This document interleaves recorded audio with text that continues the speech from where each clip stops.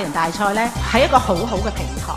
因為佢可以令到年青人動手動腦，去透過呢個比賽同同學之間發揮團隊嘅精神，互相探索啦，大家一齊去解難啦，去砌理機械人啦，去編寫程式。我哋好相信透過呢個過程，同學真係可以去體驗到科學嗰個樂趣。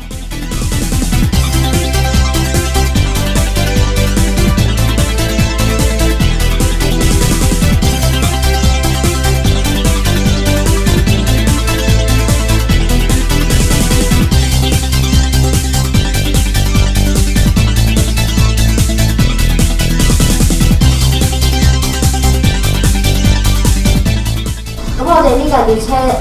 係一個創新嘅學習平台同埋學習模式嘅開始。